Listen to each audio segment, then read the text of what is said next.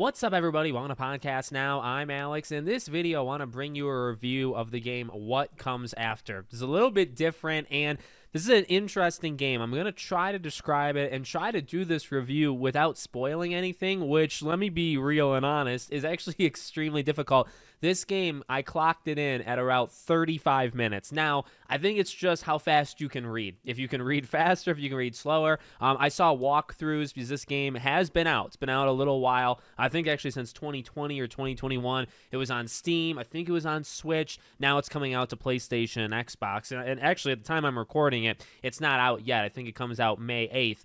The game's just super short, and I saw people beating it in an hour, and I thought, okay, I mean, that's pretty short. I've played short games before, though, and I played it, and I beat it in one sitting, and it was about 35 minutes. So I think it's just the pace that you read, because this is a game that's got very little gameplay. In fact, they describe that, the developers, as a positive, right? They say this is a game that's easy to pick up, and it definitely is. So I guess before I get too much further, I do want to thank the developers for giving me a code. I was scrolling on a site, I saw this game, and I said, oh my dear God, it looks really cool. I love the visual style, but I saw it, and I said, sold. Just the visual style. I wanted it, and they actually, gave it to me, so I very much appreciate it. So look, let's jump to kind of that length and kind of finish that up, and I'll describe the game. Jumping to the end, it really just depends on how much value, and by value, I mean time, you're looking for in a game. Now, on Steam, this thing's $5, $4.99. The game right now, like on Xbox and PlayStation, there is no price. I wanted a price, to tell you guys that, because to be honest, you beat it and you say, okay, what's that worth? How much money would I spend on a 35-minute game? And the answer is, I'm not spending 20, 30, 40 bucks. So how much is it going to be? It's $5 on Steam. I imagine that's what it's going to be on PlayStation, Xbox, but right now you can only wishlist it. It doesn't actually have the price yet. So, keep that in mind, I guess, throughout this video. So what's this game? Again, I want to be very, very careful because it is so short, but I'll say this, okay? Is it impactful? Does it make the most of the short amount of time? And the answer I do believe is yes.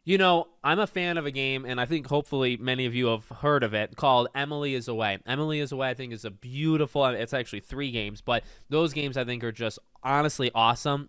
They harken back to like kind of the MySpace era, but they're super good. They're super short, and again, they make the most of their time. And what they do so well. And I was getting a lot of those vibes. It's totally a different game, right? This is a game, I guess, a side scroller. You're literally going left and right, and kind of like a 2D type plane. But it's beautiful. It's a visually really, really cool looking game, and that's what drew me to it. And it's about death. And that's where I really don't want to get any further. I mean, it's let's just say this main character is on a train that takes people, to whatever comes next, what comes after. And what I think this game does so well is it leaves a lot of things open to you, because as you're going throughout this game, it's just talking. You're going to be walking around and you're talking to people and you're reading. There is no puzzles. There is no like quick time events. There's not like the gameplay is moving left and right, sitting, standing, and like pressing a prompt button to talk to people. That's all this game is. So, you got to kind of know,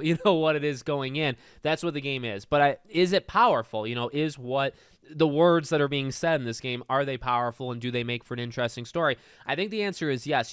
I think it's a game that's trying to do something kind of deeper while also almost not getting too deep. It's hard to explain, but like there's more to this character than what it seems, at least in the beginning. And the game does an okay job kind of putting it in front of your face and saying, okay, here's kind of what's happening. But there's also kind of that deeper level where it's like, there's something a little bit more. But my favorite part to it is honestly just going around and talking to people because, again, this is a train that brings people.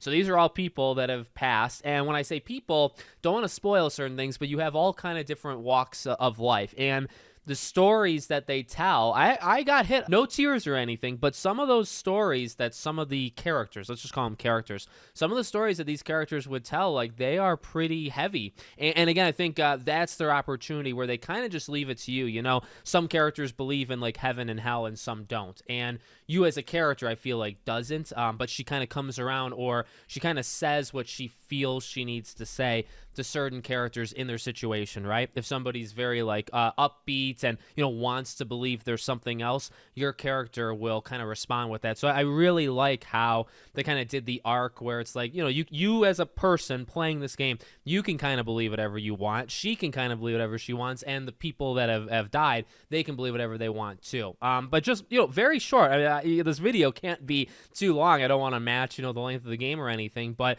I think they made the most of their time. I think could it have been longer? Yeah. And if you're a slower reader than I am, and not that I'm like the speediest reader of all time, but I finished this game in just over half an hour. Again, I saw some people that took a little over an hour, so it's just kind of the speed that you take it. But don't expect anything over like an hour 15. Like, this game is not going to take you 2, 3, 4 hours. It's just not going to happen. And then again, it's just kind of up to you. Do you think $5 is worth it? Hopefully that's kind of the max. But I think that's kind of cool. Honestly, like they gave me the code. I didn't even know this game existed until I kind of found it out in that way. But these are games I have a lot of respect for. Like, they're not charging too much. They're trying to do something. Like, this game is trying to do something, I think, special in the storytelling and just kind of asking you questions, like delivering a little bit of a different story than you would get from most games, and doing it kind of simplistically. It's not going to take hours to do it. There's not too much.